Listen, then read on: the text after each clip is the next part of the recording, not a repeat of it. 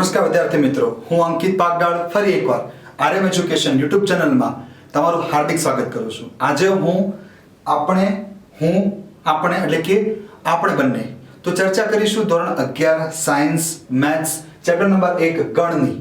આજની ચર્ચા કંઈક ખાસ એવી છે કે તમને કંઈક નવું આપશે, વિશેષ પરીક્ષાલક્ષી પણ અને સમજવાલક્ષી પણ. તો ચાલો શરૂઆત કરીએ.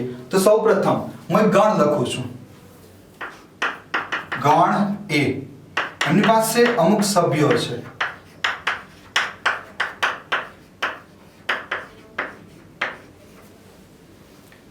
ગણની અંદર ગણ છે, ગણની અંદર પણ ગણ છે. તો ચલો હું થોડાક પ્રશ્ન લખું છું હાથે હાથે, તમે એના જવાબ વિચારી રાખો મગજમાં. કયા પ્રકારના જવાબ આવશે? બિલોંગ્સ ટુ આવશે, ડઝ નોટ બિલોંગ્સ ટુ આવશે, સબસેટ આવશે, ડઝ નોટ સબસેટ આવશે, ઇઝ ઇક્વલ ટુ સમાન ગણ આવશે કે નહીં, આમની ચર્ચા તમારે કરવાની છે. તો ચાલો આ સંકેતો યુઝ કરો અને જવાબની ચર્ચા કરો. ત્યાં સુધી હું લખી નાખું છું થોડાક પ્રશ્નો. પહેલો પ્રશ્ન છે, ક સંકેત આવશે.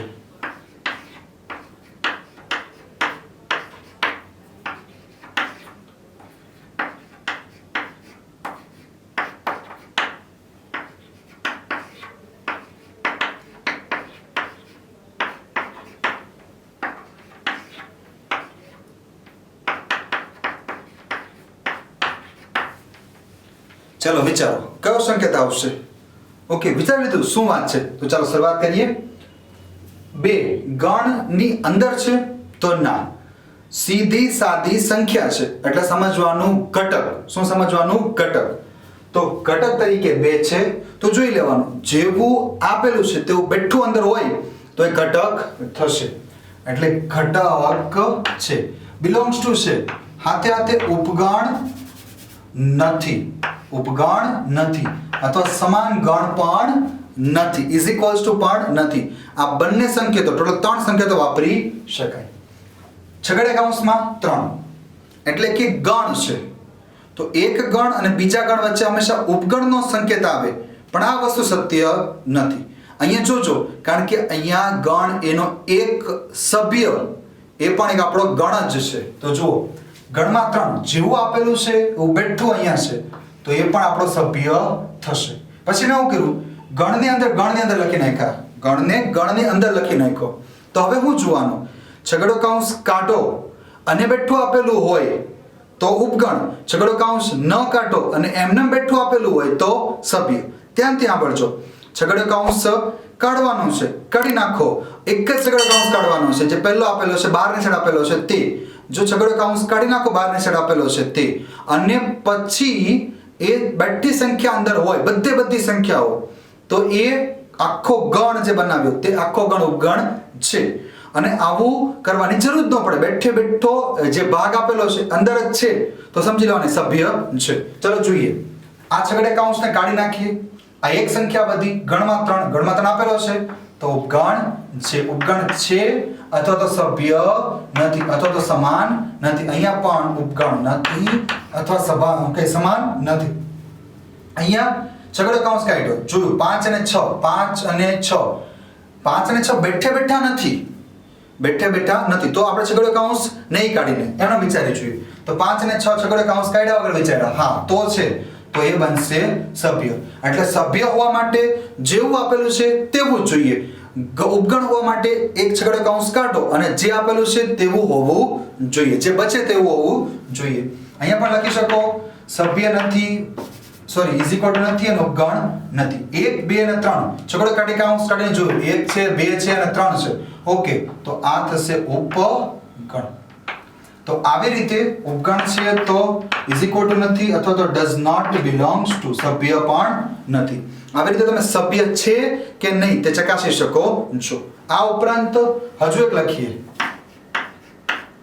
ખાલી ગણ એ દરેકનો ઉપગણ પણ છે, અહીંયા સભ્ય હોવાનો નથી.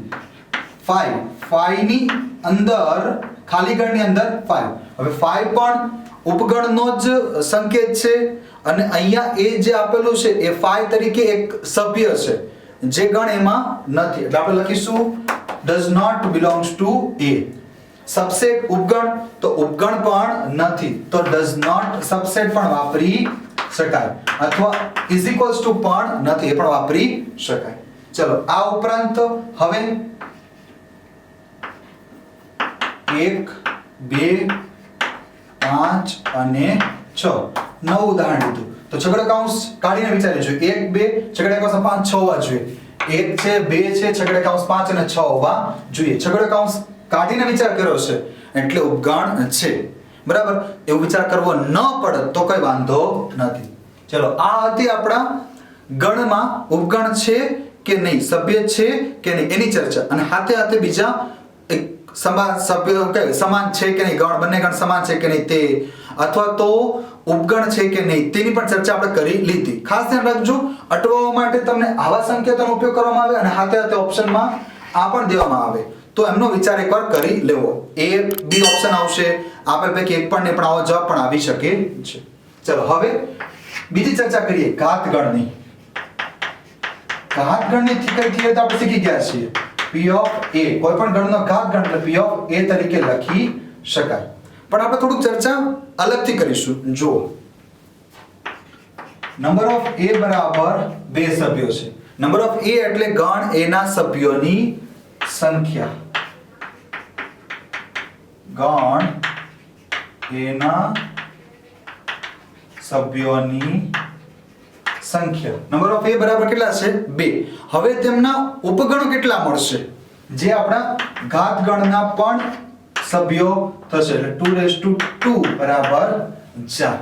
આ એક વાત. બીજો સવાલ આવો પૂછી શકાય કે નંબર ઓફ A બરાબર 2 છે તો તેમના ઉપગણો પણ અનુચિત ઉપગણો કેટલા અને ઉચિત ઉપગણો કેટલા?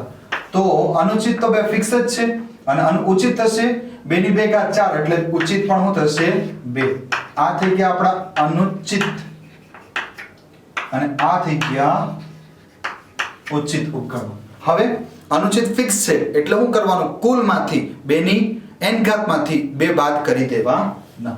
થોડુંક વધારે પટું કરાવીએ. Number of P of A, એક કૌંસ, બીજો કૌંસ અને આ ત્રીજો કૌંસ. જોજો, ધ્યાનથી જોજો. પહેલા P of A ના સભ્યો ગણીએ તો 2 ની 2 ઘાત એટલે કુલ 4 છે. 4 ના નંબર ઓફ 4 એટલે કે ગણ P of A ના સભ્યો 4. પાછા એના સભ્યો લો તે બદલવાના નથી. એનો જવાબ પણ 4 નો 4 આવશે. પણ આપણે થોડુંક વધારે ચેન્જ કરીએ. Number of P of A, number of P of A. તો P of A એટલે નંબર ઓફ A ના એટલે કે 2 ના 2 ઘાત કુલ 4 સભ્યો. આની કુલ 4 સભ્યો થયા. પાછો એનો ઘાતગણ એટલે 2 ની 4 ઘાત કુલ 16 સભ્યો. અહીંયા સભ્યોની સંખ્યા માંગેલ છે. આવી રીતે. ચલો હવે નંબર ઓફ P of 5. 5 એટલે ખાલી ગણ. તો ચલો ખાલી ગણમાં 0 સભ્યો, એમનો ઘાતગણ 1 સભ્ય, એમનો ઘાતગણ એટલે 2 ની 1 ઘાત એટલે કુલ પાછા 2 સભ્યો એટલે જવાબ આવશે ટોટલ 2. આવી રીતે અલગ અલગ પ્રશ્નો જે આપણને મૂંઝવતા પ્રશ્નો છે એમને પૂછી શકાય. બીજી નાની ચર્ચા કરી લઈએ. ખાલી ગણ કે જેમાં એક પણ સભ્ય નથી, એકાકી ગણ કે જેને માત્ર એક સભ્ય છે તેવા ગણ. ઉપગણની વાત આવી ગઈ, ખાલી ગણની વાત આવી ગઈ અને આ ઘણું બધું આપણું આવી ગયું. નેક્સ્ટ લેક્ચરમાં પણ આપણે હજુ આવી ચર્ચા કરીશું કે કઈ ઉપગણના સંબંધો કઈ રીતે છે, યોગગણ છેદગણ સાથે, છેદગણના સંબંધો કઈ રીતે છે, તો આ બધું જોવાનું છે.